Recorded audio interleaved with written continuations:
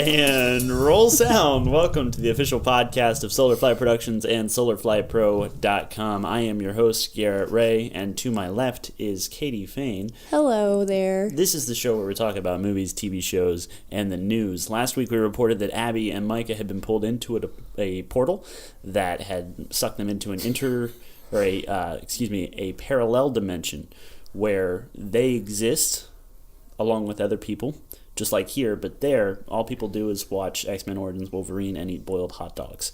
And we were very concerned about them, very worried. But last week, right after recording that, I actually went over to my parents' house. And to the left of my parents' house, there's a field full of cows. And one of the big black spots on one of the cows started to swirl, and little flecks of purple electricity, it seemed, appeared on the side of the cow. And as I watched, Abby and Micah both fell out of the cow, or rather the portal on the side of the cow, and ran off to, I believe it was the northeast. And that in and of itself was not that unregular. I didn't feel like this was strange at all until another copy of Abby and Micah fell out of the cow and chased them, both holding large bananas. So that was where I started to feel like maybe this is a bit weird. So if you see another copy of Abby and Micah running around with large bananas, please know that those are the doppelgangers of Abby and Micah. They're not to be trusted, and they are recognizable by the main difference that if you try to offer them cookies, they will say no, and they will ask for a boiled hot dog. So just heads up. Again, if a portal opens, under your pinky toe, or in the side of a bluebonnet, throw them back through that. Abby, Micah, welcome back to the show. Thanks. I think I got one of them taken out. Oh, did you really? I tossed a banana back, and I clocked one of them out, but I couldn't see which one. I was heading northeast too fast. Yeah. I'm glad at least one of those has been taken care of. Yeah. I don't know which one. So what was it like over there? Was it Could have sad? been worse. Are boiled hot dogs actually all that's over there, or is there... Well, there's also bananas. And buns. It's true. And buns. Did they boil those as well? No, they baked them, and they were too flaky. So too flaky and then a soggy hot dog. Yeah. Great. With bananas on top. Glad to have you guys back. Thanks. It was very lonely because we have no other friends. So, should we do the news? Sure. Cool. Yeah. So Apple might be looking to buy Disney. Oh, no. Yeah. So according to Variety, current speculation has Apple eyeing to buy Disney for upwards of $200 billion in a deal that would create a company whose combined worth would equal $1 trillion. Such a move would facilitate the means by which Apple tech could be integrated into Disney theme parks and an immediate collaboration between Disney's film properties and Apple's user base, so long as RBC Capital Markets has their facts straight. So... Wow. And this That's seems intense. I don't like this. Like anyone who knows me knows I am an Apple fanboy. I'll just admit to it. I like Apple stuff. I won't touch a PC with a 42-foot pole. But Mostly because he's not strong enough to hold a 42-foot pole. I'm very weak. Maybe my doppelganger is stronger than me. Maybe Probably. What? If you see my doppelganger out there running around with a banana and a boiled hot dog, just tell him to come take me out because he can probably do it. But he is in fact strong enough to lift a banana, which I am not. Yeah, he has a more nutritious diet of protein and banana. Yeah. All I eat is tortillas, so Yeah, and macaroni and cheese and peanuts. More like cookies. Yeah, I'm a fat person on the inside. Anyway, so seriously though, I don't like this very much. I just think that's no, don't do it. Yeah. Don't do it. Yeah, bad plan. Yeah. Josh Brolin has been cast as Cable in Deadpool 2. Who's Josh Brolin? He's playing Thanos, and he also... Did you ever see Men in Black 3? Because he played young Tommy Lee Jones in Men in Black 3. Interesting. He's had a pretty diverse career. He's a great actor. Yeah, he's good. He's a really, really good actor, and to listen... Yes. I've listened to several Abby's just been shown a picture of him. That's why she says, "Oh yes," not just randomly. But I've seen several interviews where he's talking about what he does as an actor. I have a lot of respect for him, so that's cool. I probably won't see it though. I'm not a big fan of the Deadpool franchise. Just me. Not for me. Aquaman cast Dolph Lundgren. You don't know who Dolph Lundgren is? What kind of name is Dolph? He's It's German. like golf, but with a D. I've heard the name Dolph in a movie. Have you guys ever seen any of the Rocky movies? Yeah. Okay, you should know who he is. He's the Russian. Oh, okay. He's the big, tall, blonde guy. He was kindergarten cop. You wouldn't. Dolph Lundgren. Yeah, Okay. Anyway, so Aquaman adds Dolph Lundgren in a villainous role as Warner Brothers continues inching closer to the start of their next DC Extended Universe project. James Wan is currently finishing the pre-production stage on this movie, and this will be the third appearance of Jason Momoa as Aquaman. You know, because twice before your movie comes out, that's how they do it at DC. Momoa has already made his way to Australia to gear up for filming, and Amber Heard, who's playing Mira, is keeping up to date on her training. So she's really just working out hard for this one. The Hollywood Reporter is reporting that Dolph Lundgren is hopping into the superhero genre again for a role in Aquaman as King Nereus. He's the ruler of, I'm probably going to say this wrong, but Xebel, Xebel, the home city of Mira. For the purposes of the movie, the Hollywood Reporter says that Nereus claims Mira as his own and wants to kill Aquaman, which would make Lundgren an antagonist in this film. So Nereus is actually, he's kind of new to the DC comic universe. He was introduced in 2013, and it was Aquaman number 19, and in that story arc, Mira was sent to Atlantis to kill Aquaman, and Nereus thought that she would come back after killing Aquaman and be his wife, but that didn't really happen because she married Aquaman and became the Queen of Atlantis. Whoops. And so Nereus was like, "I'll kill Aki again for this." I'm sorry. Anyway, so it's so that's what's happening there. Interesting fact: the head of DC Entertainment, all the movies and stuff, Jeff Johns, he helped create the character, and since he's heading up all the movies, it's kind of like he's like, "Hey, I made this guy. We should put him in our movie." Oh my gosh. So It's fun. this actually may be one of the better DC Extended Universe movies, though, because James Wan has done different films. He did Fast and Furious 7, and he did some horror movies and things. So he's like kind of hopped around from genre to genre and done different things, and he's done pretty well. So all in all, I'm relatively optimistic about this. There's a large truck outside that's just revved its engine. Yeah. Why? We'll never know. Shipment of bananas. The doppelgangers are here. Did you guys ever see Escape Plan? Nope. Nope. No. I thought nobody did, but Escape Plan 3 is in the works. So Oh, what is that? yeah, so fans of the 2013 action thriller Escape Plan, which was Sylvester Stallone and Arnold Schwarzenegger co-starring in that movie about escaping a prison, they're in luck as Escape Plan 3 has just been announced. Following a worldwide box office take that brought in $137 million for the first film, which is not bad consider I forget what the budget was, but I think it was under $100 million. Escape Plan 2 was put into development with returning screenwriter Miles Chapman attached, and now new director Stephen C. Miller has been brought on board. I'm not sure what else he's done. My question is, Sylvester Stallone, since he has just left the Expendables franchise completely, I don't know. Did you guys hear about that? Really? That was last week's news. You weren't here for because you were avoiding bananas.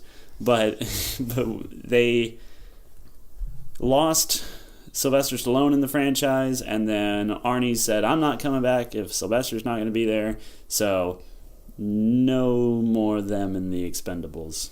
So no more Expendables. No, they're still doing it. Yeah, so They should have stopped after. Well, one was enough, I think. Yeah, The novelty wore off after that. They're all still really fun. They're just. Have you ever heard of the game Broforce? Mm-mm. So it's this game where it's just a bunch of classic action heroes, and they just blow stuff up, and it's like, America, explosions, yeah. And that's a lot like what the movies are, and they're entertaining in that way. Yeah, I I don't wish they had remember the taken third one. themselves less seriously, just a little bit. But Did you see the third one? No, I avoided it like the plague because I saw the second one and went, "No more of this. I'm done." Because I think from what I've heard, 3 is universally regarded as like the worst piece of trash Sylvester Stallone has ever done.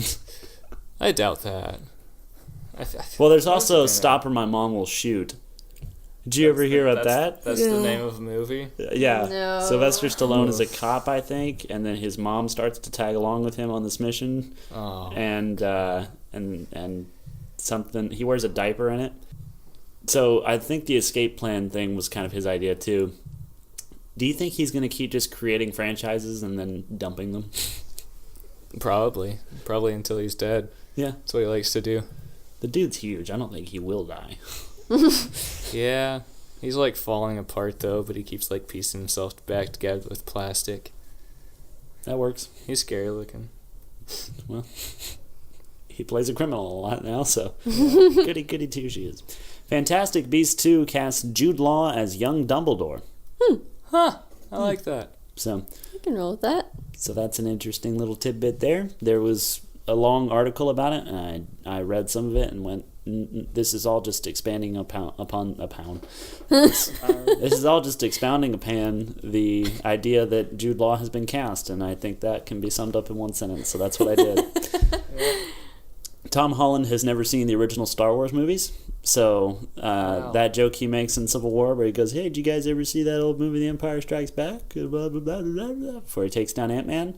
Yeah, he knows less about that than anyone else in that movie, so shut up, Tom Holland. It bugged me how he said you ever see that old movie, because you don't refer to Star Wars as that old movie. You know, that's weird. That's like referring to the Bible as that old book. It's scripture, dude. You ever read that old book, the Bible? Yeah, it's weird. Yeah, that is weird. Yeah, Weird. that pulled me out of the movie a little bit. Like, I feel like he would have just said, you guys ever seen The Empire Strikes Back? Yeah. But Remember in The Empire Strikes Back because that's what everybody's seen it, except Tom Holland, which he can shut up. It's fine. as we've established. Shut up, Tom Holland. No, he's seen the prequels, and he says he loved those movies growing up. And people get onto him and they're like, how can you like that? Those are terrible. And he's like, yeah, but I thought they were fun when I was a kid. Yeah, everybody thought they were fun when they were kids. That's fine. And I think we can all still hold them dear as that, and nothing more than that. Yeah. Well, I disagree. I want to talk about it. We're going to go on a tangent here.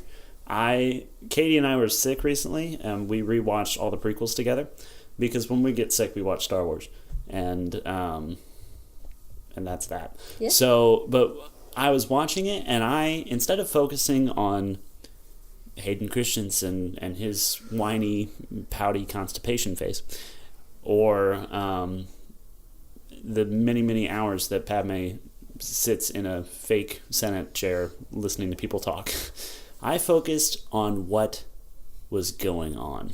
Now, hear me out. You're free to disagree with me. Gang up on me again if you want. I don't care. But the fact that Palpatine was able to engineer this war in such a way that he was both the head of the Separatists and the head of the Republic, and make them tear each other apart to the point where he was able to seize control by creating an emergency situation that lasted for years, and to be able to influence all these people through all his little force tricks and stuff, to trust him to the point where they go, whatever he says we'll do. That is a freaking genius idea. And what George Lucas did with that, smelly creatures or not, Jar Jar Binks or not, he created a narrative that talks about how politicians use fear to control the masses. And that's freaking brilliant. Or I was really sick. It's a little unfeasible, don't you think? No. I do. Not when you have mind tricks at your disposal. Yeah, but also all the people in your high council also have those mind tricks, and Yoda would have definitely been able to sense that sort of thing in him. I think that's just kind of more of a plot hole than anything. Well, the dark side, the whole point about it is that it clouds the light. And so the genius in Palpatine's plan is that he was able to do things in such a way that the Jedi felt important and needed, and use whatever mastery he has of the Force to block block them from being able to pinpoint him. They knew something was going on. Mace Windu says, "I sense a plot to destroy the Jedi."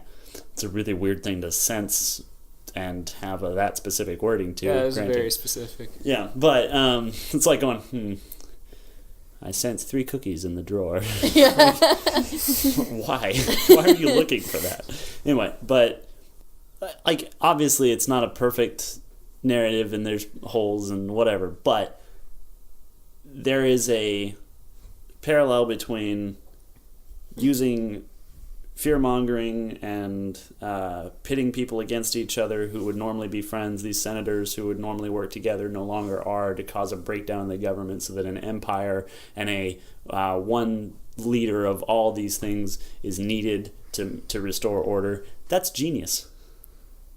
Yeah. It's not necessarily that the whole storyline is bad. It's just a combination of bad directing, bad scripts, really bad scripts. Yes. Like, that just really kills it. Yeah. If those movies had better scripts, they wouldn't be such a joke. Also, people of the internet, you're not going to listen to this because you're internet people and you don't listen to anyone, but stop pooping on Jake Lloyd. That kid did okay for a 10-year-old kid. No, I've there are seen way so much better better. child There actors. are better He child is actors. I bad. agree. But he was not as bad as everyone says he is. Okay, so Sometimes. I've seen so much better child actors. I know better child actors. And the thing is, I feel terrible for him because he was a kid. Mm-hmm. Like, it's not... That'll turn you to the dark side. It's just the internet's reaction to that. It's like, they didn't have to cast him. It's not his fault. There were like 10,000 boys that auditioned for that part. Yeah, I bet like I don't understand how they ended up with him, 5,000 of those honestly. are better. It's just kind of ridiculous to me. He's a good young Hayden Christensen, though. Not even that. No, they're both whiny. Yeah. But he's just so fake whiny. Yeah. All right. Fine. It's... Poop on him all you want, internet. My little brother was a better actor at the age of 8. So... Yeah, sorry. I don't think that they could have sold him off as A Skywalker. As a Skywalker. That's fair, but you know what I'm saying. His skin's like, a bit darker. The kids exist. Yeah. It's... Yeah. I didn't say George Lucas was perfect. Was he in charge of casting? Yes. Oh. Yeah. Yeah, he cast that boy, who now is addicted to meth or something. Poor Jake Lloyd. I feel bad. I'm sorry, Jake. Yeah, like, there's no reason why anybody should, like, hate on him specifically. And a lot of like, that's he going to did- be the director pulling the performance out of the actor. Right. And it's like, he didn't do good. That's just the bottom line, but it's not his fault. He was 10. He got casted. There you go. He Poor kid. probably did what he was told to do. Exactly. Someone on set went, "Yeah, you did a good job Oh. there." Fun. Yeah, that looks more like Darth Vader. We're looking at his smug shot right now. Yeah, if they could have just aged him a little bit Yeah. before the second one. Oh well. Well, moving on from Star Wars, because we're going to get plenty of Star Wars in the the next couple of years. Thor Ragnarok has the most viewed Marvel and Disney trailer ever. Have you guys seen the trailer for Thor Ragnarok? Nope. Yeah, looks weird. Right? But I'm excited for it. Yeah, it'll be entertaining, but it's going to be very different. Well, you know, we talked about this before. The director said it's going to be very funny. It's a road trip movie. Yeah. That last part where the Hulk comes out, he's like, "Yes, he's a friend. I know him from work." It's fantastic. I love that. Yeah. So I feel like it's going to be really metal. yeah, I'm just excited to see a Marvel movie that just has fun. Yeah. Like Guardians of the Galaxy was, they Kind had a of lot of that, fun with that. But this one, it just looks like they're just like, it's Thor. This is weird. Let's do it. Yeah. And this is kind of an adaptation of the Planet Hulk storyline as well, which I love that storyline. So I'm excited to see that. There's gonna be weird aliens and all And then that there's stuff. Chris Hemsworth, who's nice to look at. See? Oh yeah, There, you got a ladies got what haircut. you need. Looks Yeah. good. The Hollywood Reporter revealed this new information, reporting a combined viewing total of 136 million views in the first 24 hours. Oh man. Why have I only- not seen anything about this? I didn't know it was a thing. You're interneting wrong. Apparently. You don't have internet. Well, I mean, You got a phone. I have internet at work. Yeah, true. Not only did this crush the previous Marvel Studios record, which was Captain America Civil War, it had 94 million views in 24 hours, but it also bested the Beauty and the Beast 127.6 million, and Star Wars The Force Awakens 112 million. Wow, I it beat refuse to Star watch Wars. a Star Wars trailer.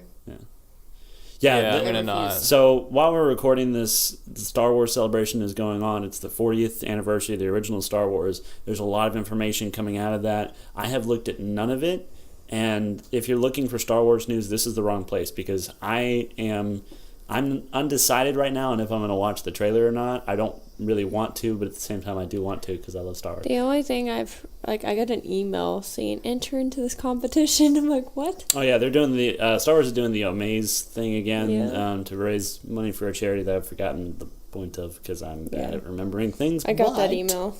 But you could win a trip to Skywalker Ranch, or you could be in the upcoming Han Solo movie somewhere, or you get to go with Daisy Ridley to the Force Awakens. Not The Force Awakens, The Last Jedi premiere, which would be... That would be amazing. Awesome. Well, no, it'd be awkward because you don't know her as a person. So you'd be like... it would be awesome. I wouldn't have to know her, I'd just hug her. I would just take a picture. Like, hey, can I get Yes, hello, I like you. picture of you squeezing her? It's always a good way to start a friendship with a person, is be really weird. Just hold them very tightly and don't let go. It worked for Katie and I. We're married now. Yeah. So, What? Oh, you don't know we're married? No, I know we're married. I was just talking about, like, you held me and never let go. Mm-hmm. In my What? heart. Oh. After you slapped me in a Waffle House. You guys know Mega Man, right?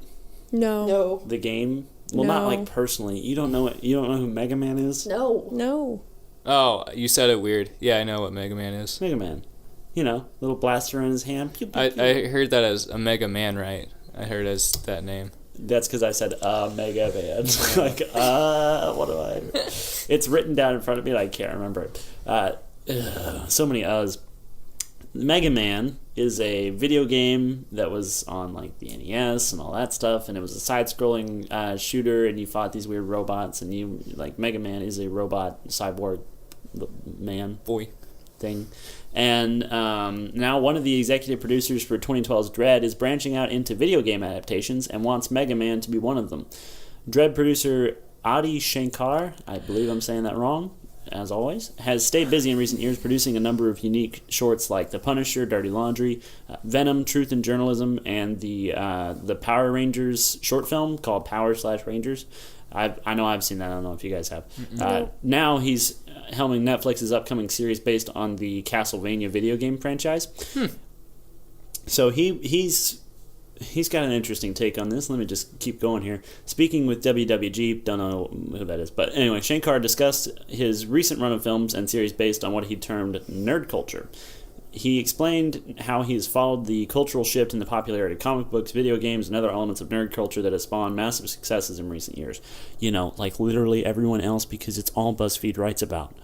So this is nothing special. Anyway, when asked what particular adaptations he'd like to make in the future, he said, "I'd love to do a hard R Mega Man." What? I don't know. I read this and went, "You idiot." But that's because I know nothing. So... Yep, he wants to do a rated R Mega Man, and he said he. But Mega Man's like all cartoony and happy and pippy and silly and wacky. Yeah, the villain is a guy with white hair on the sides of his head that like flies out in 3 feet in either direction. His name is Dr. Wily. And they want to make a rated R version. That doesn't... No. A self-described massive gamer, Shankar spoke about the amount of research that went into producing the Castlevania Netflix series. He would ostensibly put the same kind of work into a R-rated Mega Man adaptation, and it wouldn't be made just to sell tickets. Quote, "Even though I have one foot in the door in Hollywood, I'm not trying to rape and pillage culture for profit. I'm trying I'm trying to take the things I loved as a kid and bring them to life in an interesting way." And let me And this say wasn't this. an April Fool's post. No, this is a real thing. A good movie, a R rating does not make. I'm just going to throw that out there because I feel like it needs to be said. It's been said. I'm saying it again. I don't think we need a rated R I don't think we need a Mega Man movie. Period. Yeah, no. It sounds stupid. When they tried to do a 3D Mega Man, if I remember correctly, and it was terrible. So imagine trying to put that on. Unless you make a movie that's all side-scrolling, it's going to look weird. So stop, take a breath, and then just throw yourself off a bridge. Amazing Spider-Man director has no regrets about the movies he made. That's too bad. In an interview with Collider for his new movie Gifted, which I do want to see, the director reflected on The Amazing Spider-Man, saying that they were ambitious and complicated films, and he's proud of the work they did despite the negative response. Here's what he had to say about it. Quote, "It's hard for me to think about it in terms of regrets. There are so many things that I'm proud of. There was an ambition with the second movie in particular. The idea that it's a superhero that can't save everybody is something that I'm really proud of. I'm really proud of the ambition because the ambition of that because it's an important message, and I believe in that. I believe in what we were after. They're really, really difficult movies to make. They're complex in ways that people don't fully understand. They weren't disasters." Webb went on to say that he doesn't have any regrets and was grateful for the team that made it happen. In terms of regrets, I don't think of it in those terms. I felt really, really fortunate to have that opportunity. That's a whole other long, in-depth conversation that I probably shouldn't have publicly.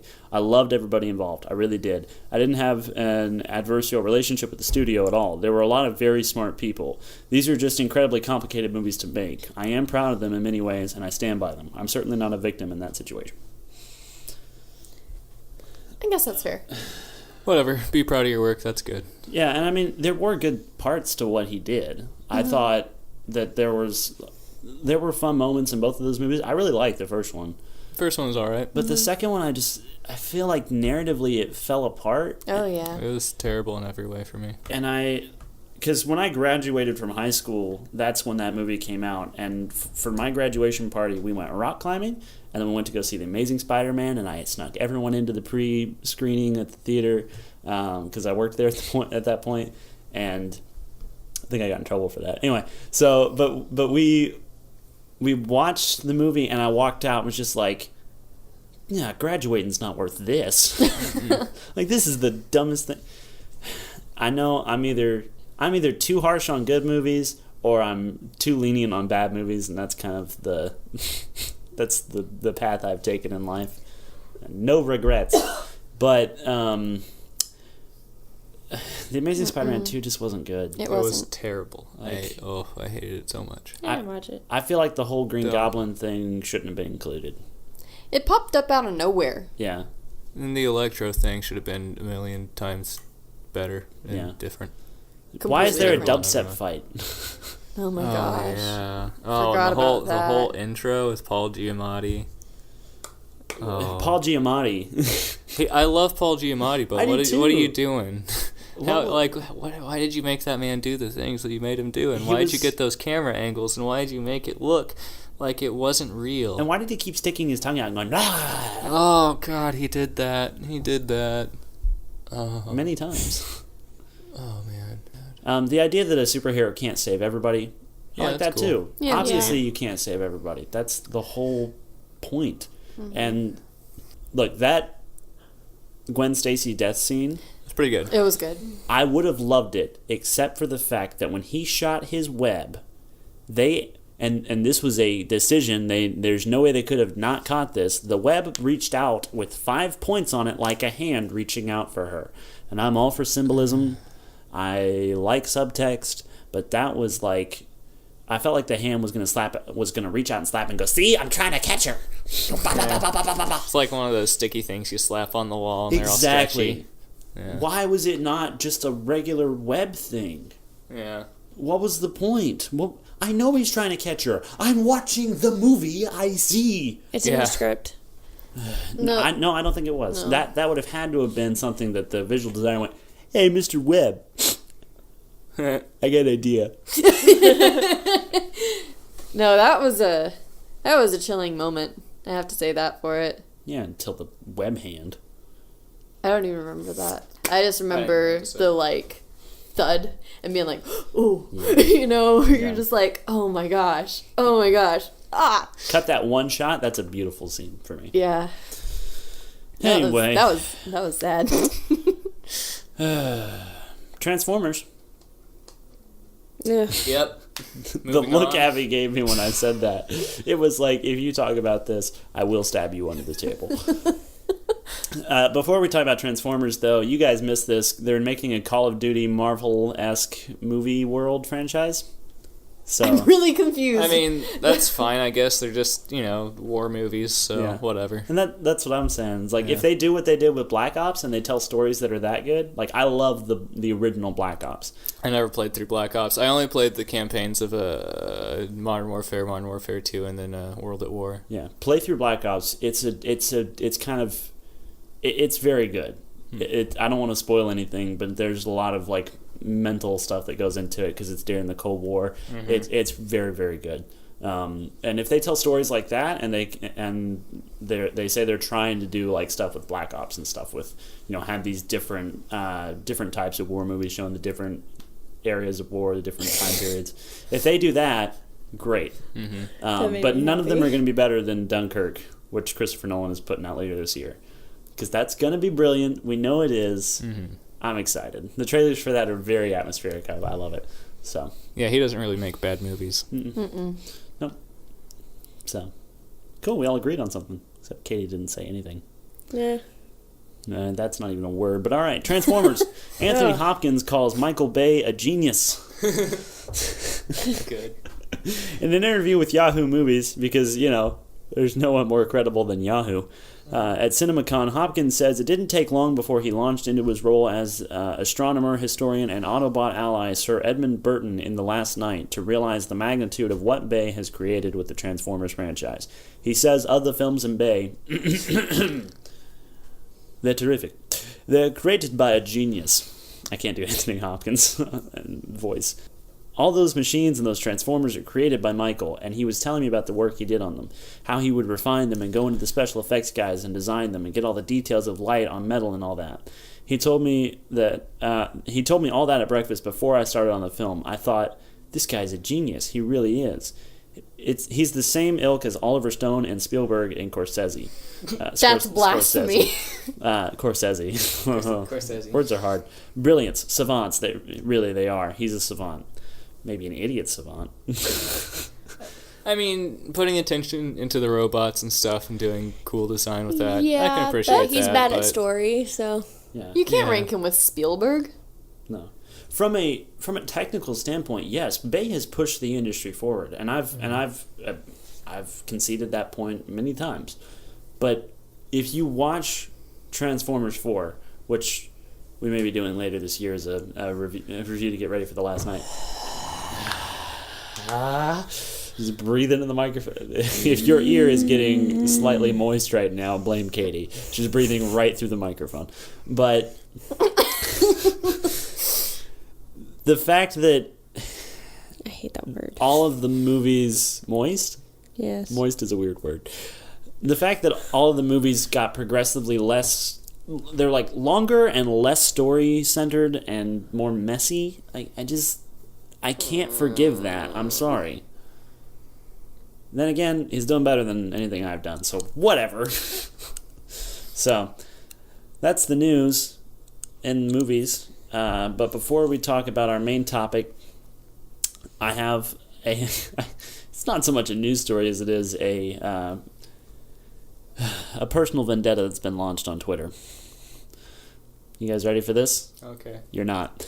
So, I wasn't. So, there was a guy who tweeted out that there was now a live stream going of the Mackinac Bridge in Michigan.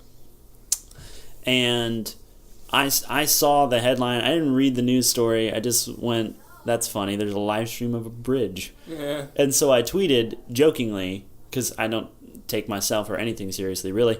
And I just tweeted that we live in a world where people watch live streams of bridges.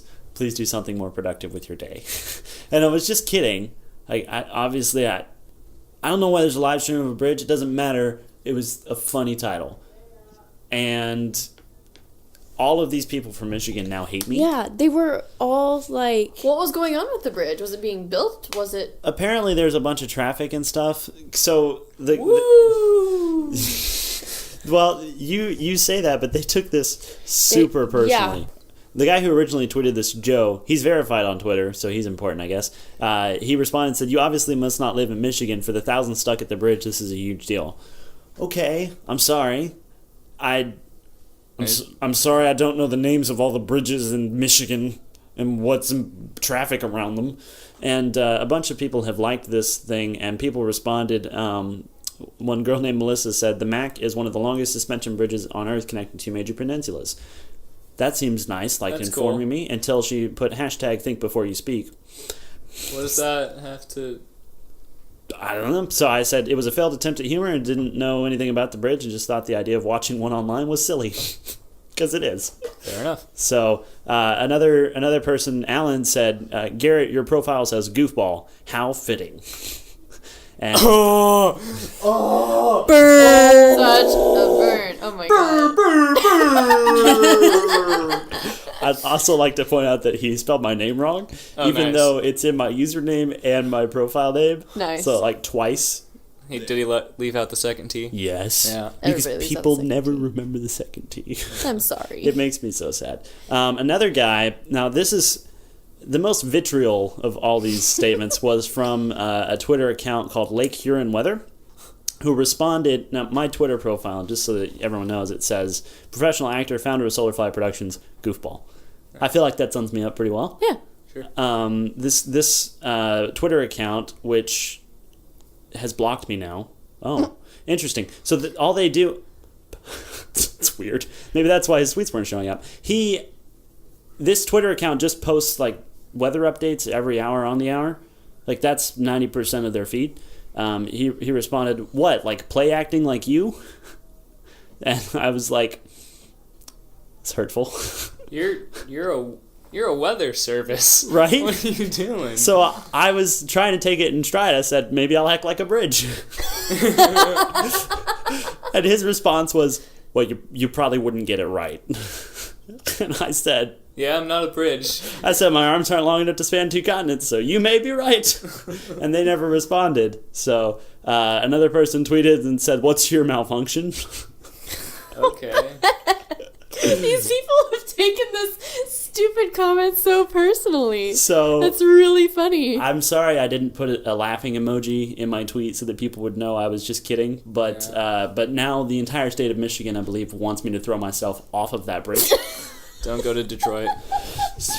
Who would ever go to Detroit? Yeah. That's a good question. Oh, great. Now I'm going to get tweets about this. If you want to berate me and tell me how much of a horrible person I am on Twitter, my username is @GarrettAx. It's GarrettActs, and you're welcome to tweet me about how And horrible we will I am. read them every week and laugh at you. Sure. But no, I'll never tweet about a bridge again. So I'm sorry. So when you guys walked in here earlier and I just looked like I was about to cry into a bowl of some sugary cereal because that's what I do when I'm sad. This is why. Cool. Also, taxes. Screw you, government. Yeah. So that's where we're at. I'm a horrible person because I don't know about bridge conditions and there's ice on it apparently. So I should probably just go lock myself in a room with the Star Wars prequels and watch them until I die. And the live stream at the bridge. Yes, simultaneously. Still a better love story than Twilight, am I right?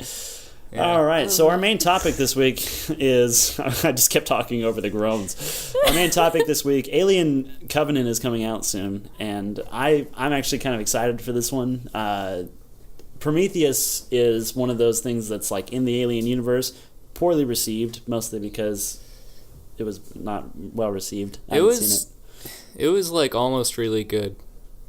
You just have to see it. I don't know. Yeah, so we should have watched that as well to kind of prep for this. But Alien Covenant's coming out, and as most of us had not seen the original Alien before, and there's a train outside, and it's like knocking on the window. Go away, train, I'm busy.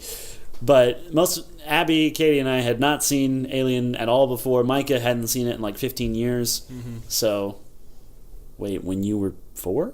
5. 5. Oh.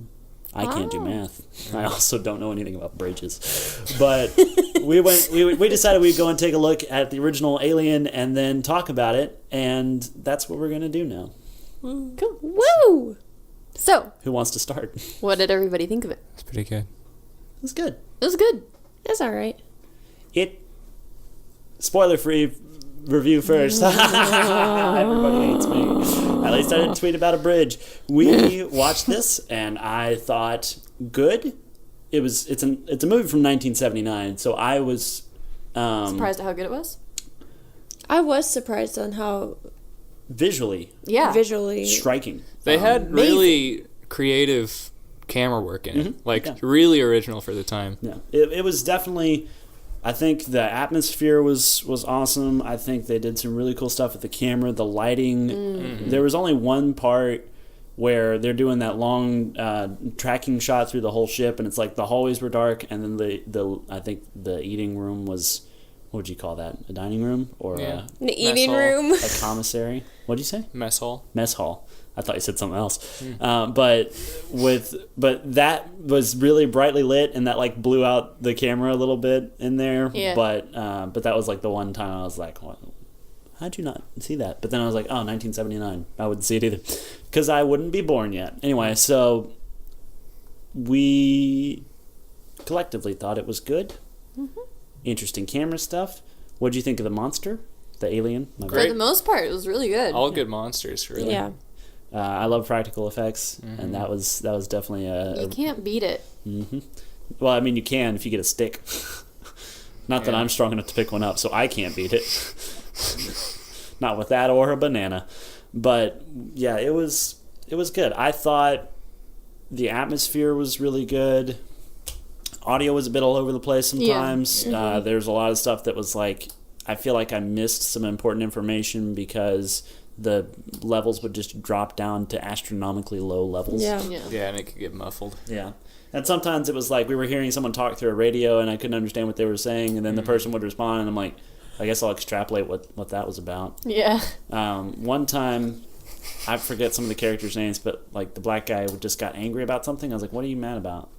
Oh, next scene. All right, doesn't matter. Yeah. So. Or he was yelling, and then she was like, "Shut up!" And Yeah. it was like, we don't know what he's saying. We can't tell why he's upset. So, granted, though, 1979, I heard all the really important stuff, Yeah. so great. Yeah. So, spoilers now for a movie from 1979. This is interesting. Last week, doppelgangers. This week, time travel. We're building quite the narrative for ourselves here in this podcast universe. It's calm. Next, we're gonna have a full, just a bunch of separate podcasts, and then we'll do crossover events every 3 or 4 years. It'll be great. That's not true. I lied. All right. 1979. Hair is big. People are not. Jeans are not. So we're talking about Alien. Spoilers now, so that Katie can stop kicking me under the table. Ow. No, she won't. She hates me. Is it because I tweeted about that bridge? No. Okay. That was actually funny. Okay. So, opening shot is very long. Yeah. I liked the Alien, the way that they did the title. Yeah. Yeah. It took too long, but they were doing all the opening credits there. Yeah. I feel like the beginning of the film was a little slow. Yeah. Yeah. So, but, I mean, that's really one of the only issues I've Yeah. had It was with just hard to follow at first. It was one of those things where I was watching it and I was like, I know midway through it'll all be making sense, but right now it doesn't. Yeah. It's just like the way a lot of it was written, like their dialogue at the beginning was like almost too organic for you to even figure out what's going on. Yeah. It was just like too real. It's just like these people are just going about their day.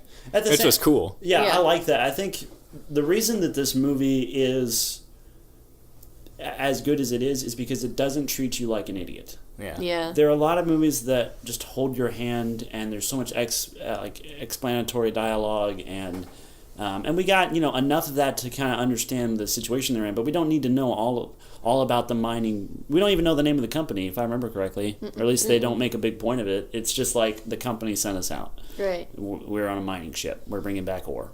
Cool. That's all I need to know. Now, okay, there's a signal, and the captain's like, they're talking. They're like, why do we have to do this? This isn't my job, which is, a normal reaction. The captain's like, we have to. It's the law. We're going to go check it out. And all of that stuff, I felt like people acted in a very real way. Mm-hmm. Some of the acting was, I think not Sigourney Weaver, but the other girl. Mm-hmm. She kind of just got on my nerves every now and then. But yeah, she was a little melodramatic. Yeah. But at the same time, what would you do in that situation? Yeah. Not get that haircut. That much is true. I'd have Sigourney Weaver's hair, that's for sure. Sigourney Weaver's hair fit the time, though. Yeah. This movie's definitely a slow burn. That's kind of the whole point. Is it's a very Jaws is the same in a lot of ways because it's very slow. You don't see the monster at first. That's not a big deal. I do feel like sometimes that slow burn is a little too slow. It's more like someone kept striking matches and then they would go out before they lit the wick. But I do feel like there were some moments of genuine. What? That's not a word. Oh. I said that. Genuine tension that came from just nothing happening. Uh-huh. There's a scene later on in the film where the guy is chasing the cat, and he goes and he steps into this area where for some reason there's a bunch of water falling. I'm not sure what the ship is, but anyway, it's a giant shower room with chains. Probably just a bunch of condensation. They're keeping something. They have chemicals that continually prevent oxidation on the ores they're storing in there. You're a brilliant man. I made it up. But no, I like to keep chains in my shower just in case. Anyway, so way to shoehorn that joke in, Garrett. But I was watching, and he's standing there, and he's just letting this water drip on his face, and I was like, the alien drips acid. Is that gonna be what's happening here? But it wasn't. And so that was very tense because it was just this really long shot of him just sitting there. I just kept expecting something to drop out behind him or kind of emerge from the shadows. And I was really that built tension really well. And I thought that was a genius shot. And then it all got ruined because the cat sees the thing, and then when the alien attacks the guy, the cat, it's just a close up of the cat's face and a dun sound. I thought it was not funny. Caring. Yeah, you guys laughed so hard at that. Well, I was the cat's just sitting there watching this completely deadpan. The cat. I mean, cats are deadpan, but they don't care. Well, they can get scared and expressive, big eyes. But the cat's just sitting there, whatever. It was so funny. Freaking Jones. Jonesy, come here. Jonesy. I mean, it could have been all that they got from the cat. So Yeah. I think Such a cute cat. the cat just showed up out of nowhere. The first time we see it, it's just sitting in the middle of the room, how did you get there? But I do think that scary movies nowadays, especially, they really rely on jump scares to get us. And the cat was a good use of a jump scare because it was once. Because we see the cat the first time, and then after they've come up with that little tracker, it's the cat in the locker instead of the alien. And I thought that's a good use of it because they jumped, and the movie didn't take it super seriously and make the cat jump out at the camera or anything like that. Right. It just was yeah. Oh, okay, I see. It's a cat. Yeah. So it was entertaining and added to some of the suspension, and we got kind of that release of tension, but then it's still very tangible. It's very there because that's not what they're hunting, and so it's still out there. Right. So very, very good use of the cat, I thought.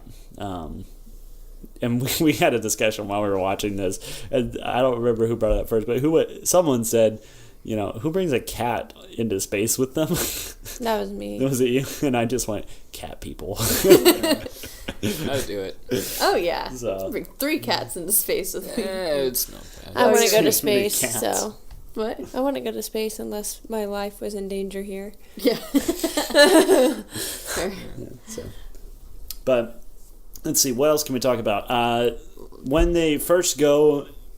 So the atmosphere in this movie is brilliant. Mm-hmm.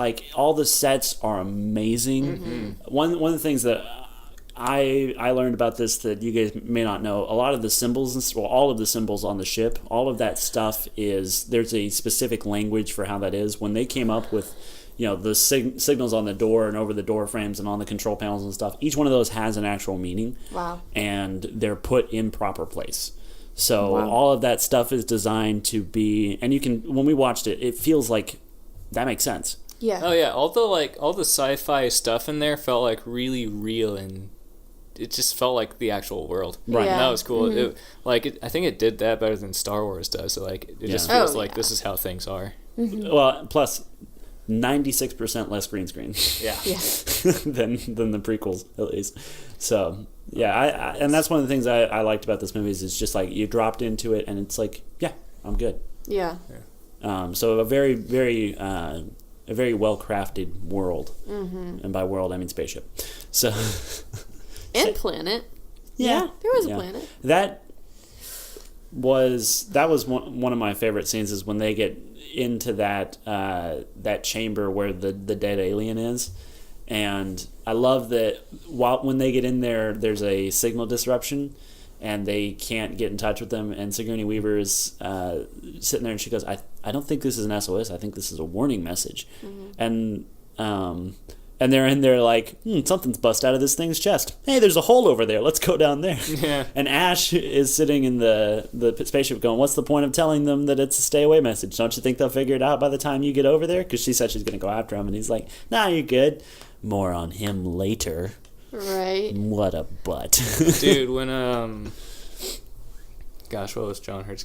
When Kane went down into the big chamber where Yeah. all the eggs were, Oh, like man. that first shot when he's just standing in there and it's huge. Yeah. I thought that was done Oh, so man. well. Yeah. That is some amazing matte painting right Yeah. there. And that's a lot of alien eggs. Yeah. Yeah. Oh man, that was just terrifying when he like fell down there with Mm-hmm. the eggs. It was just like, no, leave, Yeah. leave, go away. No, this is bad. The creature effects in this, that egg that he looks at when it starts moving inside the Oh egg. my god, That was so cool. Oh, so neat. it was beautiful. Like, just, that was so good. I loved that. And I thought that, I know how they did it. They just used fog and like a line of lights that shone straight forward. But that line that he said, he goes, there's a light that reacts when you interrupt it and all Right. that. Just, it looks so good. did. Yeah. And I know a lot about these movies. I listened to another podcast about this like 2 years ago. I knew a lot of the stuff that was going to happen, but watching it unfold is quite the experience. If you haven't seen this and you didn't grow up with afros and jeans that flared out at the bottom, go watch this. It's good. It's a slow start. It really is, and it's But give it a chance. It's Yeah. confusing, but no, it's so it builds very well. So, that creature effect of the face hugger and the egg, that's what they're called, by the way, they're face huggers. Absolutely fantastic. Just like really good. 10 out of 10. good. Yeah. So that was really cool to watch. Also, when it jumped, they don't do a lot of the like things jumping directly at the camera, which was pretty popular in that time period, so they took a different effect with it. I do think that sometimes they were like, maybe they could have shot that a little bit different to get the jump or the fear in there a little bit more. I feel like a lot of stuff cut out before anything happened, but at the same time, it was still good. I thought it was kind of neat how a lot of stuff was just cut out. Like the thing jumped on his face, and then you don't hear from them again. It's like, oh my gosh, what's going on with them? And the next time you see them, they're at the door. Yeah. It was kind of cool. Yeah. Cool, we agree on that. I did think that one thing I didn't expect, and I don't remember ever hearing anything about this, is the facehugger jumps onto the guy and he's in his spacesuit, and I was like, all right, maybe it'll wrap its tail around his neck and just kind of like they're just trying to get him off of that, but it like ate through the helmet Yeah, with the acid. and attached itself to his face. So cool. That was great. I loved watching them kind of experiment, and like when they cut the leg and the blood drips through. Super cool. The captain, he gets the guy's pen and he starts poking at it and he goes, here's your pen back. It's like, no, thanks. Yeah, that I was wonder how pretty that cool. thing smelled once they finished making it. Not good. The face hugger? Uh-huh. Probably like plastic and latex. They use fish. Really? They use fish parts. Oh. Gross. Oh, you mean for when they did the the biopsy on it. Mm-hmm. Yeah, okay, that makes sense. I thought you were talking about the one they actually had on the guy's face. They're just like, yeah, we threw some dead fish on it. So, yeah. There's a lot of thought put into the science of how these things work. So that was really cool to kind of watch, and they go, oh, it's feeding him air, and that's also the tube that's used to implant the chest burster, which is what that's called, by the way. So let's talk about the chest burster. Oh my gosh. There's some cool behind the scenes stuff about this as well. Yeah, the story behind this is just the best. Yeah, so I figured you probably knew about this, but you girls don't, do you? Nope. Mm-mm. So the chest burster, you both jumped. I saw you. You both jumped almost out of your skin. It was pretty great to watch. The chest burster is a very interesting story because, first off, do you guys know how they do that stuff where they dig inside people's chests in movies? They did the same kind of thing on Iron Man. They have to create a chest cavity and have the person stick their head up through a table, and that's how they do that. When they did this, the rest of the cast in that scene didn't know that was going to happen. So they get all the actors in there, and they go, hey, we got to set up, you guys go ahead. Hey, John, stay here, we got to check something with you. And then they set all this up, and they come back in, no idea. And it pops out of his chest. Those are real reactions from all those people. That's amazing. Awesome. One take. So good. That is so perfect. The girl in there who's not Ripley, the other girl, I forget her name. Micah, you have the cast list pulled up there, right? Yeah. What's the character's name? Lambert. Lambert gets blood squirted on her and screams. She had no idea that was going to happen, and actually that was an accident because there were guys under the table with little syringes for the blood to pump, and they pressed it too hard, and it squirted on her, and she was like, oh my gosh, that's crazy. So Ridley Scott, yeah, Ridley Scott did some messed up stuff in this movie. Oh my gosh. Aside from the surprise of the chest burster on both the cast and Abby and Katie, there's also what happens after that. That thing's sitting on the table, and it looks at them, and it goes, yeah, that was a little That silly. made me laugh. Yeah. That's the noise. It skirted off the table like on wheels. You guys laughed at the noise, but then when it zipped off the table, I laughed because I was like, that looks ridiculous. It's so funny. And they had this shot that was like looking at it as it was coming. It's just like, oh no, that's the worst. It was so bad, and it was great. Yeah. So that thing scared me momentarily, but then it just got really funny. How would you describe that noise? Good job. Yeah. I'll put that in the dictionary. So I think there's parts of this that are like it's scary, but then it's kind of funny, and so but at the same time, 1979, bell-bottom pants. You get the idea. Fun. So. And Sigourney Weaver's hair. Oh boy, Sigourney Weaver's hair. Like, I forgot that was her for a moment, because I'm used to seeing her how she looks like now. Her names are in the opening credits. I know, but I'm talking about, like... just, like, looking at her and being like, that's the same person as... It did not trigger in my head that was her until, like, I'm like, oh yeah, this is her. Yeah. And, because I'm used to seeing her in movies now. Yeah. I think she looks... I could tell it was her the whole time. I was like, that just looks like Sigourney Weaver to me. But what do I know? I mean, it looks like her. I could tell it's her, but like when I think about it, you know. Yeah.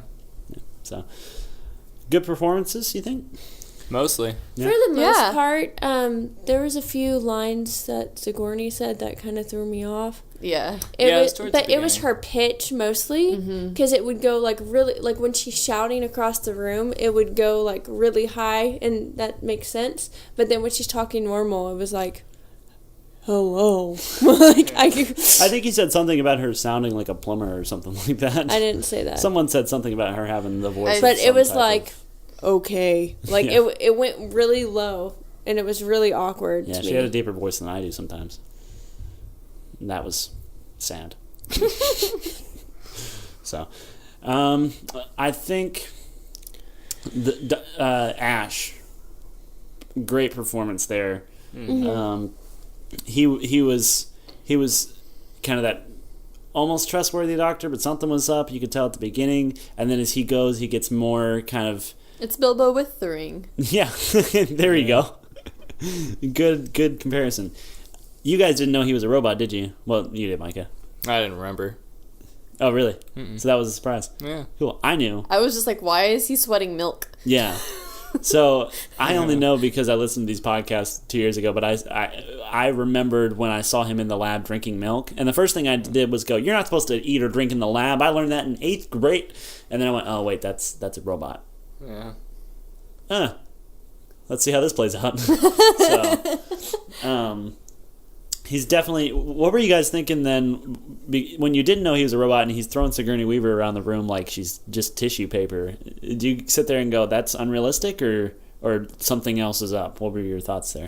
I didn't think he was a robot, but I was still just wondering why he was sweating milk. I'm just sitting there like, there is a reason for this. I don't know what it is. Oh my gosh, he's throwing her. I figured he got like taken over by the alien somehow. Yeah, I that was figured the my alien thought. was like inside him Yeah. and like causing him to do this and not think straight. So Right. that's what I was thinking. Yeah. That was, yeah. Well, once his head gets knocked off, Right. it looks great. It He did. kept moving, and I never went, "Oh, there's his head popping out." Yeah. It was great. I will say his face didn't look like his face. Like Yes. like they. It's forgivable, but still, I feel like you can make that look like that. Well, you know? it's we can definitely forgivable do that now, but because of the time to me. Yeah.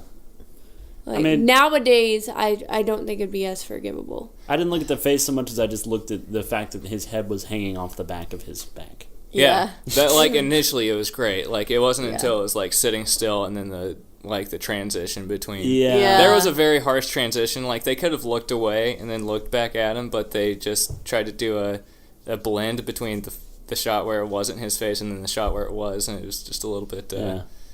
It looked unprofessional, but whatever. Bell-bottom pants. Yeah. That's not a good excuse. I'm sorry. Afros. There we go. So, no, not afros. Afros are coming back. Are they? Consult 'em. Yeah. Really? Oh yeah. Is that why you're growing one? Yeah. Oh, I'm gonna fluff Actually, it. it makes me happy. okay. What, afros? Mm-hmm. Yeah, I like afros. I have no feelings towards afros, good or bad.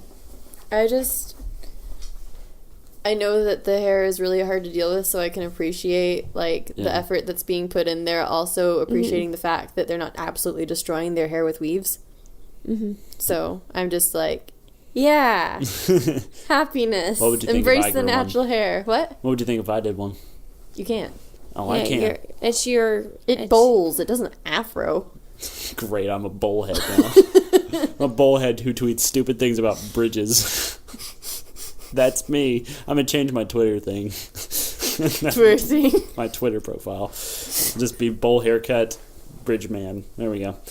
Nailed it. By the way, if you want to tweet at us about anything, you can tweet at us at RollSoundPod. You can also email us rollsoundpod@gmail.com. I'm putting this in the middle so people actually hear it this time. And then also on Facebook, RollSoundPod. And then Instagram. We have an Instagram. Yeah, there's an Instagram now.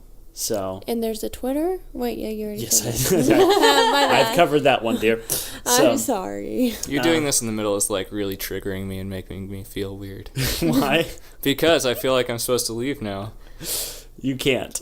We haven't talked about milk enough. Oh yeah. So Anywho. when they have him on the table. and they're kind of reconnecting all the tubes and stuff, I loved that. Yeah. I was like, that's gross to look at, but at the same time, it's like it's just milk, so whatever. But all the little tubes and stuff, and she was wiring him together. The fact that she was able to figure that out, great, cool. That was awesome. There's one of the interesting things about this movie. You don't really know Ripley's the main character until like halfway through. Yeah. Yeah. So it's very much I an appreciated ensemble that. thing until she's just the only one left, and you're like, oh, With any sense, really. I guess, yeah. Yeah.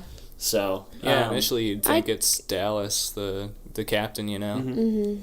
Then he dies. yeah. Spoilers. Yeah. So, what do you guys think of that scene where Dallas is going through all the vents? Oof.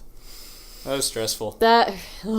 Nothing made me more stressed out than Ugh. watching his hair that close to that that flamethrower. I was like, it's gonna catch. No, okay. I even said, my luck, I'd set my hair on fire. Well, like, I was getting really into that scene and, like, watching the little graph that she had, and when he started going down, I was like, no. It was a scary moment. That was an intense scene. I like that. Let's see, what else I felt so bad for happened? A lot. Do you want me to sum up the movie? Just because I can. Well, so after they figure out that, like, Ash was there literally to make sure that any extraterrestrial life that they found would be brought back, it's just like, oh my gosh, like, that's terrible. They were sent on this mission specifically so that Ash could recover that alien. Because the company, whoever they are, knew that it was there and needed it to be retrieved so that they could weaponize it. So they knew it was like a suicide mission, but they just didn't know they were. Ash knew. No one else did. Right, yeah. No, Right. yeah. But Ash is a robot, so suicide, squooicide. Yep. Yep. So I thought that when she goes in and she gets access to Mother, the computer, and she goes in there, and then Ash just kind of shows up after she finally figures out what the plan is. He's just like, there's an explanation for this, and she's like, great, love that moment. Yeah. You're just like, oh man, he's the bad guy. Yep. That computer seemed really frustrating, and I appreciated that. Like, they didn't make it, like, cool future crazy stuff that's just, like, easy and, like, just talks to you. It's, like, a computer that they had to deal with. Yeah. I could have gone without the button pressing sounds. It was How's too that again? much. It was Yep. Yep. You brought it on yourself. Did. So, yeah, the computer was too loud. That's what I'm getting at here. I love that in the 70s and 80s, all computers were just walls of unlabeled lights. Yeah. But these were actually labeled. First glance, I was just like, bunch of lights. I wonder what those are for. Nothing. And then like in one of the shots, I was like, wait, there's actually little labels on each of those. Still, there's got to be a better way. So, they definitely did the best they could with those computer readouts when they were landing the ship and like changing the trajectories and all that stuff. I didn't feel like that went on too long. No. Like, it almost got there for me, but at the same time, I was like, space travel is still complicated. Yeah. And we have a team of people, and this is what they do. Yeah, I really liked how they navigated the ship. That was really cool. Mm. I thought it was neat and good little bit of world building. Yeah. And It kept like, that real feeling. Yeah, it felt like a real, like, craft, you know? Yeah. And if they screw this up, they're dead. Yeah. Like, there's real stakes in this, and you know before an alien ever shows up. Yeah. Never shows up. That's what I Never. said. Never shows up. So, good job there. Way to go, Ridley Scott and other filmmakers, because there were probably a ton of them on this. So, let's see. What else? Deaths. Let's talk deaths. So many. How does First. everyone die? So first one to die is obviously Kane, Yeah. because it it comes out of him. Yeah. It just goes...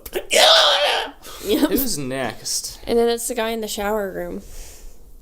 I think so, Okay. Yeah. Brett, which apparently was his name. I didn't know his name was Brett. yeah. Brett?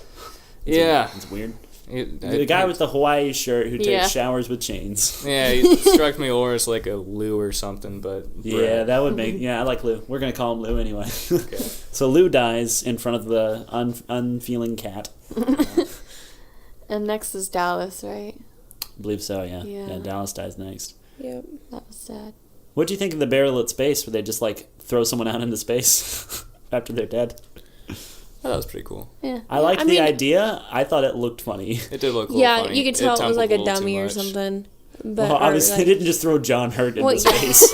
well, yeah, but it didn't. No, they it did didn't- it, and that's how he ended up as the war doctor. Oh, no! So, yep. I mean, I feel like it was necessary in that situation. Well, yeah. What are you gonna can't do? Just keep a dead body on there for 3 months. That's It's like, stinky. yeah. Freeze him. Bury him at home. Oh yeah, do freeze him. Yeah, you just put him in the little chamber. What'd you guys... So they brought John Hurt back onto the ship. We're jumping around the narrative here, but they brought John Hurt back on, and Lou and the other guy. What's the other guy's name? Parker. Parker. Parker or Barker? Parker. Lou Barker. and Parker. Brett. Ugh. Lou and Parker. I'm making my decision. They're just sitting there like, freeze him. Why aren't you freezing him? There's an alien inside like wrapped around his face. Freeze him. Freeze him. Freeze him. And everyone's like, we'll leave that up to Ash. And Dallas is just it's stupid. Yeah. Like, he's the science officer. I'm just going to let him do that because that's what he does. And she's like, you can't seriously be leaving this decision to him. There's an alien on this guy's face, and he wants to poke it. And he's like, look, I don't trust him very much. We had the same guy for 5 trips before this, and now all of a sudden they send this guy. But you know what? My hair's great, so I'm going to say what I want, and you can shut up. Ripley's the only one who's like, hey, guys. Well, Ripley and Parker. Yeah. But Parker's more like just an angry guy going, freeze the person. Yeah. And she's like, no, seriously, let's talk about the chain of command here. Because I said not to bring that in, and then he did it anyway. Yeah. And that was poo. Yeah. So, yeah. Okay, so after Lou dies, then We already established Dallas. Dallas, and then after Dallas And then the is- two, It's the girl and Parker. yeah. Did they die at the same time? Yeah, they died at the same Yeah, time. around the same time, yeah. We're Yeah, only counting she- humans in this. We're not counting We're robots. not counting Ash. Yeah. So, yeah. So, why was he yelling at... What's the girl's name? I'm sorry. Which girl? Lambert? Why was Parker sitting there behind the alien with the flamethrower yelling, get out of the way? Yeah, I didn't get that. But, He yelled like, it many was he gonna hit times. her? At some point, I mean, it's a flamethrower. It's not exactly an accurate weapon. But, dude, she's dead anyway if you don't fire. Yeah. Yeah, it's like she can't move out of the way. There's He's an holding alien. her. Yeah. She is grasped in like the strongest creature in the universe's hands. Yep. She can't move. I mean, maybe he was just scared and didn't want to. I guess it makes sense, but I can get being paralyzed with fear. Oh, yeah. yeah. Well, you know what? You know what'll unparalyze you? Fire. Yeah. Fire the dang weapon. Yeah. Dadgummit, Parker. So that was pretty. That was intense, though. I love that shot. It's a classic now, but that shot of the alien like just dripping from its mouth, and you just see its head. Oh my goodness, that gives me the heebie-jeebies, and it looks so good. Yep. Whoever did the lighting on that, bravo, sir. Bra freaking o. I really appreciated how they did the alien in this movie because it was really terrifying and like it scared you pretty much every time you saw it. But if you saw it like more than you did, then you'd get used to it. But since they like kept it like hidden away all the I time, liked and it was that. just kind of glimpses here and there, it was just all this unknownness to it, and it's just like weird and creepy and terrifying. Okay, I'm kind of flash forwarding a little bit, but like, what really terrified me is when it popped, like when she's going away, when she thought she blew it up, Oh, yeah. Yeah. and it was in there the entire Oh, time. and I knew it was there, too, because it's Like- just like... It's You too would quiet. take time. Yeah. It's like, this is too, It's too easy. yeah. Because, yeah, if you spent too much time just, like, straight up looking at it, or you just saw it running around, you would notice it's just a guy in a suit. Yeah, there were 'Cause two shots I think where I looked. I was like, "That's just a guy in a suit." Yeah, it was towards the end Mm-hmm. when he was getting a lot more screen time. He was, like, walking towards her, Yeah, where it's, like, you see his legs and everything. You see his form and his figure, and he's not that crouched over anymore, Yeah. so... Fun fact: Sigourney Weaver and the alien have the same butt. Yeah. It's exactly the same. It's flat and It's not not there. there. Sorry, Sigourney. Sigourney Weaver she's a torso and then legs start. Yeah. Yeah. She looks great now. Yeah, for Probably her, still doesn't have a butt, though. probably not. No, I'm gonna look it up. because I'm like curious. don't look up Sigourney Weaver's butt. I'm going to.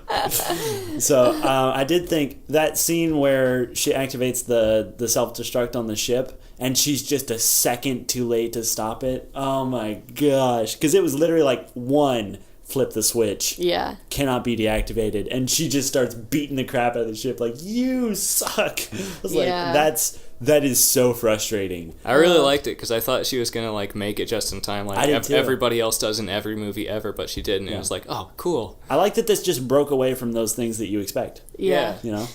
Yeah. Well, You looked up Sigourney Weaver's butt, didn't you? Yeah. Oh, How no. is it? It went to the movie scene of her flat butt. Oh, okay. Well, And I mean, current. Yeah, look up current Sigourney Weaver's butt. It's that's a good all thing. I got. It's It's just her on the red it's her on the red carpet. carpet. I know. That That's does all look I like got. more of a butt now. Yeah. Yeah. Well, She has a dress more- will do that. But she's Oh, so will pregnancy. yeah, Has she's she had probably kids? she's probably had Probably. kids. Yeah. Not from her butt. She looks No, but- amazing. She had several butt babies. But you get a big butt when you're pregnant. Oh, this went a different direction than normal. Sorry. So, when she's running, Oh man. okay, she gets on the shuttle and then she hears the cat over the radio. I have several questions. First, why did she go back for the cat? Like, I would go back for the cat. I would go back for the cat. I just can't understand that. I guess I'm not a pet person. But also, how did Jones activate the radio? I think he was just there. meowed really loud. He was just meowing. But everyone had to flip a switch or press a button to activate the radio earlier on in the movie. No, he wasn't activating the radio. He was just Meowing. nearby meowing. No, he was on the other side of the ship. Cats don't stand still. They don't. Cats keep moving, especially when there's something crazy going on. An alien is pretty crazy. Yeah. Yeah. So Yeah, cats like- meowing, running around, trying to figure out what's going on, trying to figure out a safe place to hide. See, but what do you know about cats? Because you thought my shoe was a cat twice. That's true. Didn't have a comeback to that, but I think that is the case. And like Yeah. the sound of the cat was probably muffled because a lot of things were muffled. But so you might have thought it was from the radio. But, And a lot of things were happening too. So yeah. Well, tell you what, I will go back and rewatch it, and next week, if I'm wrong about it being on the radio, I will issue a retraction. But for right now, I believe it was through the radio, and if I'm wrong, I will admit to it. But right now, I think it was on the radio. It made And- me so sad when she sacrificed him. So that shot where she's running down the hall with a flamethrower in one hand, a cat in the other, which is how I go to Walmart. And Only on Black Friday. It's the that's the Black Friday essentials. but it's the emergency lights, and she's looking behind her. So tense, Oh my beautiful. The light, the blue and the orange playing off of each other was just gorgeous. It was tense. It was dark. It was light. It was freaky. When she pops around the corner and it's there, awesome. The alien looking at the cat, weird, very Kind weird. of appreciated it. Yeah, it's never seen a cat before. I thought that was fine. It wouldn't know what a cat is, so it's gonna inspect this little lesser life form and decide that it's not worth my time. Well, I'm not saying like it's weird that it looked at the cat. It's adorable cat. It's a It little was tabby really cat. cute. It was cute. He was like kind of fat. He was Okay, real I get why fluffy. they went back for the cat. His name was Jones. I just loved how relieved she was when she came around the corner Yeah. and realized that he was still He's alive. still alive. Yeah, Oh I my was expecting gosh. there to be like a hole in the glass where the alien's tongue mouth had like popped out and just like, I got your tongue. I was expecting so many times for the cat to be dead. The what? I'm sorry, I can't hear over his. Oh yeah. I was just expecting the cat to be dead a lot. Garrett, Dead a lot. Mm-hmm. Me too. that's a lot of laugh And- for cat got your tongue joke. And then Please don't die. He's not breathing. hate myself. the moment where she leaves the cat behind, I understand why. Right. Yeah. She's got to run. Yeah, She can't and run that carrying all that. That was a really heavy duty cat carrier. And he was It getting was. tumbled around a lot. He had to break a bone or two. Especially when she finally got to the little shuttle and tossed him down. He like tumbled a couple times. Yeah. I was like, poor cat. Poor Jones. This was before the ASPCA got involved in all movies. They really made that cat do his own stunts. Jones didn't know what was going on. Poor Jones. I was so relieved when he finally got in his cryo chamber. Yeah. Yeah. Fun fact: that cat's, since it does all its own stunts, its real name is Tom Claus. Tom Claus. Aw. It's not real. I made that up. That'd be good. I know. His name is Jones. His name is Jones. Cute little fluffy Jones. Anyway, so we're on the space shuttle. What was the name of the ship? Mother. Nope. No. I'm- Mothership. You cheeky No, lady. it was a Latin word. Yeah, it was Nostros? Nostromo. Nostromo? It was Nostromo. She finally gets onto the shuttle. Nostromo is in the back, and she watches it blow up, and then takes off her clothes for some reason. She's going to freeze herself. Oh, that's right. Yeah. That makes sense. There was an actual reason for that. Yeah, she didn't. No but for that scene, though. Anyway, so one of the things that I noticed is throughout the movie, there were several things that were built into the ship that I thought, that looks like an alien head, that looks like an alien head, that looks like an alien head. And I kept seeing that, and I knew when we got to that point, I was like, I have noticed that enough times that this has to be the time they actually capitalize on that, because that does not happen by accident. Right. And so when its arm kind of popped out, was it napping? Yeah. No, I think it was just kind of Chilling out. lying in wait. Wait until she was, like, vulnerable. But she was there in her undies. How much more vulnerable can you get? Yeah, I guess so. I don't know. Maybe, I think it, like, got into the position, and, you know, and sometimes you get in a little position, and, like, maybe you squeeze into a cabinet or something, it's like, oh, I can't get out. Maybe he was doing that. We're just like, okay, I just gotta think about this. I gotta breathe. I gotta think about this. Yeah. She was there in her undies up under her bottom. You can't even see. I love you. Your nose is so scrunched up right now. Oh, I love my wife. So that thing, yeah, no, I did feel like it was right there. If its hand moved, like, was that just a muscle spasm, like, from being crushed up? I don't know. It was weird. I thought that was... It didn't seem as motivated to kill at that point. You know what? I think my thought during that whole scene was, this thing is super intelligent. Yeah. It knows that she's in an extremely confined place. He can take his time. Yeah. He can do whatever he wants. She's not going anywhere. Take a little macaroni and then get a snack later. That is terrifying. Yeah. Because he just knows, I got you. It's fine. I can take my time, and I can scare the heck out of you while I'm doing it. So that was so my I'll thought. flip my hand around a little bit. For me, that little hand reach out was kind of like, I am here. Hi. What's up? I don't know. But yeah, that was my whole thought, was just like, this is a very intelligent creature. It knows exactly what it's doing. Yeah. So when she was in the sound design on this movie is pretty fantastic. Aside from the audio on their dialogue being kind of over the place in the first half, the sound was great. Those alarms never drove me crazy, which I thought was pretty awesome. Because normally alarms in movies, after a while, I'm just like, just stop, make up an excuse for this to go off because it's just distracting me. But this, it was like, it was part of it, and it was part of the experience, and I liked that. When she's in there putting the spacesuit on, and every little noise, like the thing's starting to move a little bit, I was like, oh my goodness. Oh my goodness. It's making a noise. No, stop. Don't use the zipper. Use Velcro. Yeah, no, through that whole scene, it's like the minute she glances at the suit, you know what she's about to do. Yeah. And so you're just like hoping she's going to make it all the way through the execution of the plan, because you're like, this is going to take a minute, dude. Yep. When she actually goes and sits at that seat, do you guys remember what she was saying to herself? She was like singing a She was song, singing right? a song. Yeah. Something about my lucky star. Yeah. Yeah. That was... I feel like that would be weird to act, but it worked really well. It did. Mm-hmm. Yeah. It was because it was kind of like in the Avengers Age of Ultron trailer, you've got that Pinocchio song. And here we've got the same kind of effect where it's like, this is the only thing she has to comfort herself with. And like, okay. So not the same kind of effect, but used to a similar creepiness in the moment. Right. I thought that was really cool. And there were a couple times I was like, did she skip a line? Like, but I would too. Yeah. I'd be freaking out.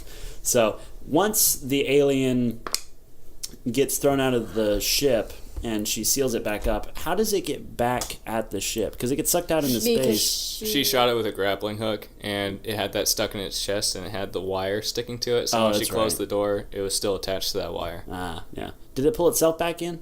Yeah. That's what happened? Yeah. It pulled itself to the ship, and it wound up in a turbine, which is a bad place to be. It didn't die from that. No, it didn't. It was still alive. It just got thrown off into space and was no longer attached to the ship. They mentioned a lot how you couldn't kill those things, and they were right. Yeah. So ominous ending. We probably should get to there and watch Aliens too. Yeah. Well, actually, it's just called Aliens because this is Alien, then it's Aliens, then it's Alien 3. I think I've seen like half of Aliens, the second half, but I was also like 5. Yeah. Well, apparently the first 2 are very good. The third one, not so much. And then Prometheus. But I'm excited. After watching this, I'm excited to see kind of how they update that formula for Alien Covenant. We're going to see it a lot more in broad daylight. There's even a shot in the trailer of that, but it looks very menacing. And it's going to be more violent and active as an alien. So I think that's going to be really, really cool to watch. Yeah. And it looks like, from what I've seen, they use a lot of the same visual style, and it's very dirty, very gritty, which is what these movies need to be. Not as Power Rangers, but these movies. And so I think it'll be a fun watch. It'll be interesting to see how it stacks up against this one. All in all, let's give this a rating. It's that time. Can I go first? Yes, you can. Yay. Okay, overall I'd give it 7 Sigourney Weaver butts out of 10.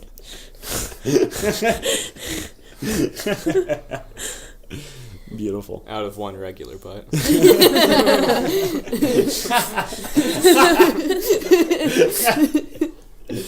Abby? Okay. I'll give it. Just make sure before you. What was the alien? The chest burster? Yeah. Yes. Give it 8 chest bursters out of 10. Cool. I'd give it 9 Joneses out of 10. 9 Joneses out of 10? Yeah. I'm going to give it 7 flamethrowers out of 10. Nice. Cool. So, look at that. We all remembered a thing from this movie. Yeah. Yay. It's a memorable movie. Yeah. So, good. Yeah. Cool. Watch this if you haven't seen it. If you have seen it, watch it again. It's good. Very impressive. It's like $14.99 for all 3 of the first 3 Alien movies on Blu-ray at Best Buy. So if you want to grab those, you can. It's out now. That's not bad. So you can also get the anthology collection, which I think has Aliens, Requiem, and all that stuff. That's like versus Predator. Oh God! You ever watch Predator? I haven't watched Predator. I have watched Alien versus Predator. I have it on DVD somewhere. I'm pretty sure Predator is good. I know I liked it when I was a kid. But Yeah. You watched a lot of grown-up movies as a child. Yeah, I was the youngest. Yeah, that'll do it. Yeah. That'll do it. Yeah. If you like this show, that went so bad. Tweet us, email us. Hold on, I'm going to start that over. If you like the show, tweet us and email us at If you start over RollSoundPod. while I'm talking, while I'm saying I'm going to cut something out, we can't use it. Tweet us. Done it before. If you like what we're doing. Hold on. Me. Me. If you like what we're doing, You can tweet tell us. Email us. You can tweet us, email us, Instagram us at RollSoundPod on all social media, and rollsoundpod@gmail.com on email. And then that was really that went well, right? We would love to get your feedback on iTunes. Please, if you have 5 minutes and you're not driving a car or a spaceship, just go ahead and give us a review on iTunes. It helps out so that we can actually reach more people. We have 1 review so far, and it's a 5-star, so keep those rolling in. If you're that person who did that, and we know who you are, thank you. You expect a doppelganger outside your house at any minute. With cookies. With cookies and boiled hot dogs. So, yeah. All right, this has not gone well. That's a closer to the show. No Star Wars news. We're not doing it. We're just going to watch the movie later. Yes. Yes. They did steal a Star Wars shot, I will say. Oh, yeah, Blatantly. the opening shot Yeah. where Yeah. it's like, here's a ship coming right over the camera. Oh, Yeah, you yeah. said, I wonder where they got that from. Yeah. Yeah, it was Star Wars. It was cool. Anywho, Anywho, Star Wars is see you guys later. well, hold on. One more Oh, thing dang it. before Having we a weird leave. deja vu right now. Why? Me too. Like, this has happened before. Probably. It's really happening a lot right now. Yes, This is a long closer.